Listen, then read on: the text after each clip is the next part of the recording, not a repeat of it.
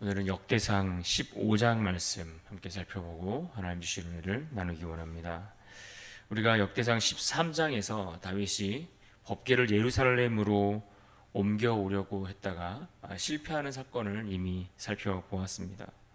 분명 그들은 순수한 의도와 목적 또 선한 계획들을 가지고 있었음에도 불구하고 하나님을 향한 뜨거운 열심이 그렇게 있었음에도 불구하고 그들에게 중요한 것은 하나님의 말씀에 따른 방식이 빠져 있었습니다. 그로 인해 그들은 실패를 경험해야 했고 또 하나님의 임재에 대한 두려움으로 인해서 모든 것이 다 중단될 수밖에 없었습니다. 그리고 이제 오늘 본문 15장에 이르면 또다시 이 중단되었던 일, 다시 말해 법궤를 예루살렘으로 옮겨오는 그 일, 그 운반이 다시 시작되는데 다윗은 지난번과 동일한 그러한 실패를 반복하지 않습니다. 다윗은 이 모든 일을 말씀에 따라 준비하고 또 하나님께서 기뻐하시는 방법으로 온 이스라엘 공동체가 거룩하게 하나님의 임재를 맞이하는 그러한 장면들이 오늘 말씀 속에서 펼쳐지고 있습니다. 그런 측면에서 오늘 본문 15장의 말씀은 우리에게 임재의 회복을 위한 회개와 준비 그리고 예배의 본질이 무엇인지를 우리에게 잘 가르쳐주는 그런 말씀이다라고 할 수 있습니다. 본문 1절을 보시면 이렇게 시작합니다. 다윗이 다윗 성에서 자기를 위하여 궁전을 세우고 또 하나님의 궤를 둘 곳을 마련하고 그것을 위하여 장막을 치고.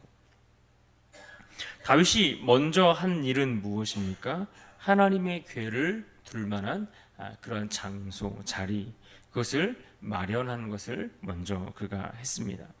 그렇게 장소를 마련하고 그 다음에 오늘 본문 2절에 보시면 레위 사람들을 다 소집하는 것을 볼 수 있습니다. 그래서 본문 2절부터는 레위 사람들의 명단이 쭉 나열되고 그들을 계수한 그런 숫자들이 또 함께 기록되고 있는 것이죠.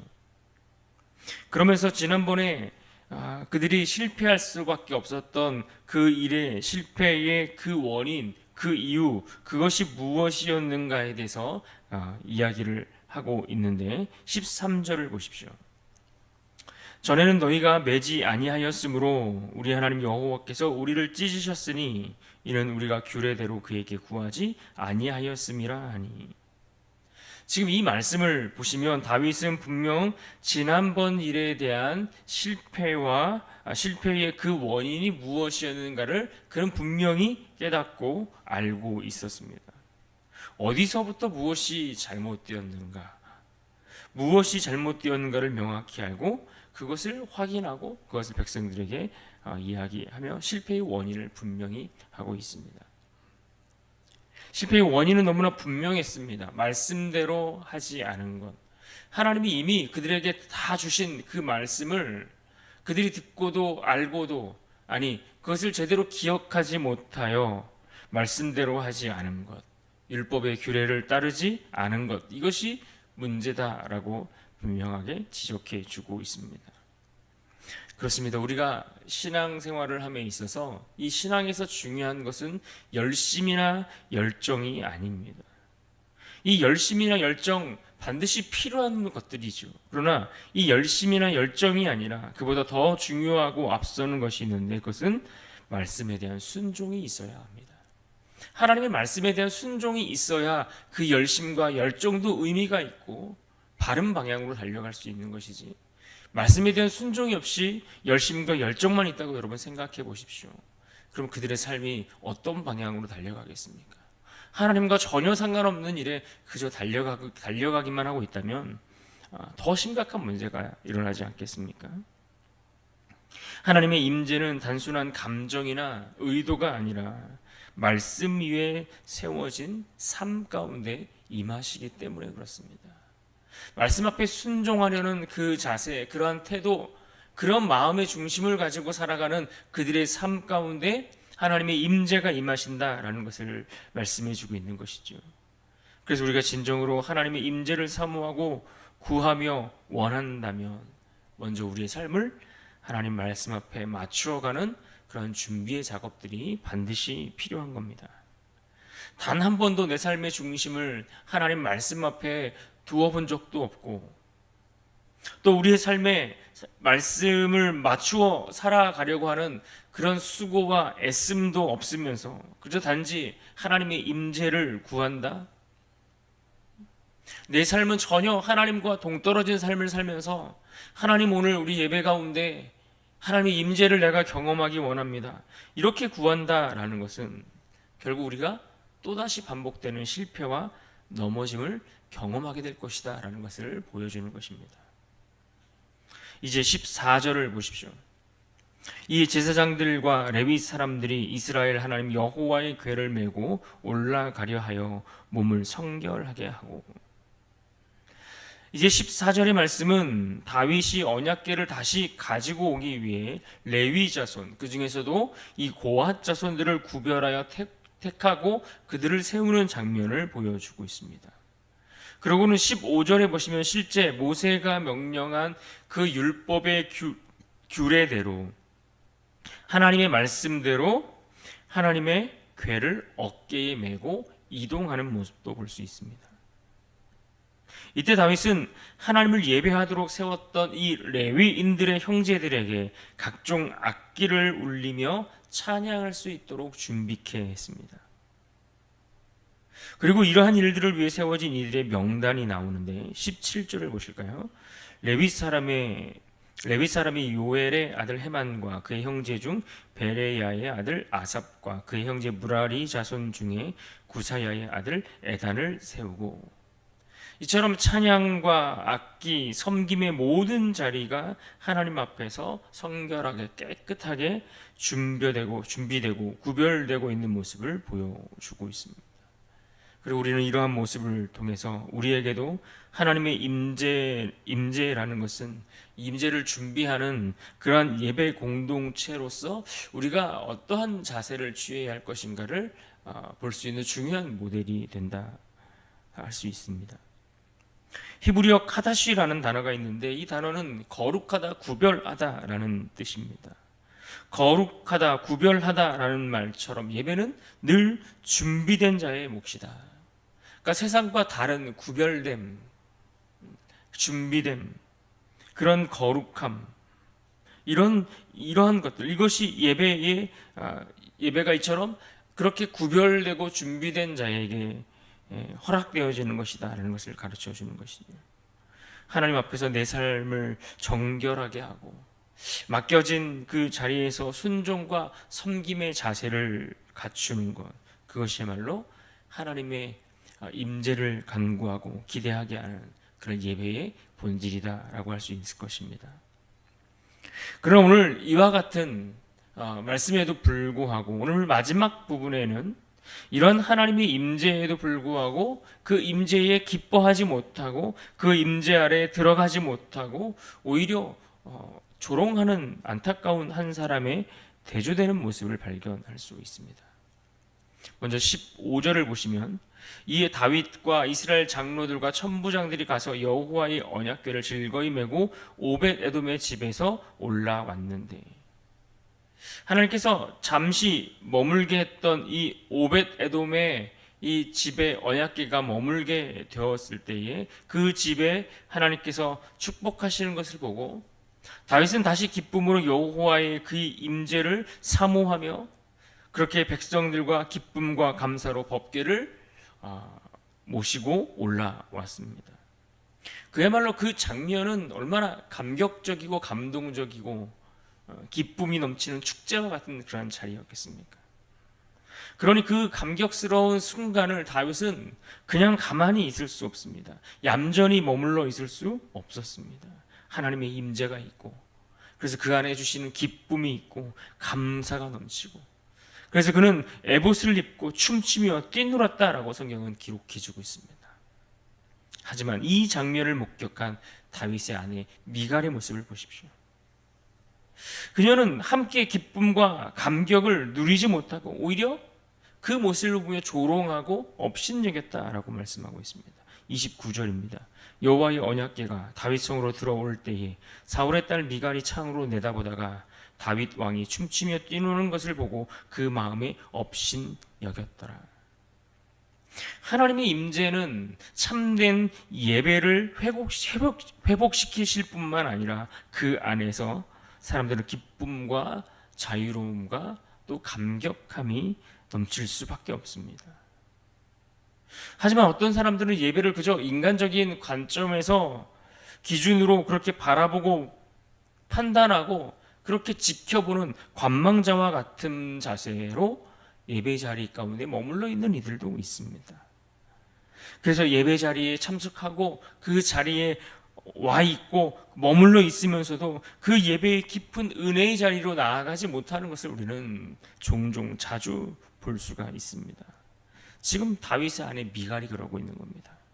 그녀는 보십시오. 법궤가 도착하고 있는데 성 안에서 집 안에서 창 밖으로 내다보고 있습니다. 온 백성들이, 온 국민들이 다 모여서 하나님의 언약궤를 모셔드리며 축제가 벌어지고 있는데 그는 창 밖으로 그것을 내다보고 있지 않습니까? 미갈이 그와 같은 모습을 보여주고 있습니다. 그녀는 다윗의 춤을 추며 하나님을 노래하는 그 아름다운 장면을 보고도 함께 기뻐하기는 커녕 다윗의 춤을 부끄럽게 여겼던 것입니다. 성경에는 그녀가 업신여겼다라고 표현했는데 그녀가 이러한 반응을 보이는 것은 어쩌면 처음부터 말 그대로 이 다윗성에 입성하는 하나님의 궤를 그다지 별로 중요하게 여기지 않았기 때문일 것입니다. 즉 하나님의 언약궤가 무엇을 의미하는지, 그분의 임재가 우리에게 어떤 회복을 가져다 주는지, 하나님이 우리 가운데 임재하신다는 그 의미가 과연 어떤 뜻을 가지고 있는지를 그 본래의 의미를 제대로 파악하지 못하고 있기에 이와 같은 행동을 하고 있다라고 볼 수밖에 없는 것이죠. 그래서 그녀의 눈에는 다윗의 모습이 마치 채신 없는 그러한 장난 정도로밖에 보이지 않았던 것입니다. 그래서일까요? 오늘 말씀에도 그녀를 소개하는 문구에 사울이라는 이름이 언급되고 있습니다. 하나님을 업신여겼던, 하나님을 존중할 줄 몰랐던, 하나님의 말씀을 늘 무시하고 늘 언제든 그분께 묻기보다는 자기 생각과 때로는 우상에게 쫓아가 묻기를 구했던, 그래서 사울의 딸 미갈이라고 표현하고 있지 않습니까? 사울의 딸 미갈. 그렇습니다. 예배는 인간적인 기준으로 판단하거나 외형적인 기준으로 보면 하찮고 부끄럽고 이게 그리 대단한 것일까라고 여겨질 수 있습니다. 그러나 예배는 하나님 앞에 드리는 것입니다. 하나님 앞에 드리는 것이죠. 그러하기에 예배는 하나님의 관점이 중요합니다. 하나님이 이 예배를 받으시기에 어떠한 관점으로 우리를 바라보시고 우리가 이 예배 가운데 하나님을 높이기를 하나님이 기대하고 계시는가, 하나님의 관점이 중요한 것이죠. 미갈은 다윗의 춤추는 겉모습만 보며 업신여겼지만 하나님은 다윗의 그 중심을 보셨습니다.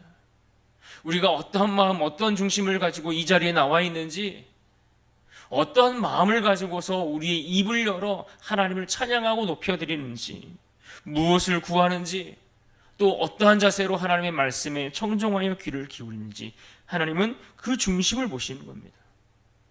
그러하게 우리는 사람의 눈을 의식하기보다 하나님의 임재 앞에 자유롭게 기뻐할 줄 아는 그러한 예배자가 되어야 할 것입니다. 왜냐하면 예배의 대상은 사람이 아니고 환경이나 어떤 유한한 존재를 향한 것이 아니라 오직 살아계신 유일한 와, 우리의 창조주 하나님, 그분이 우리의 유일한 예배의 대상이 되시기 때문입니다.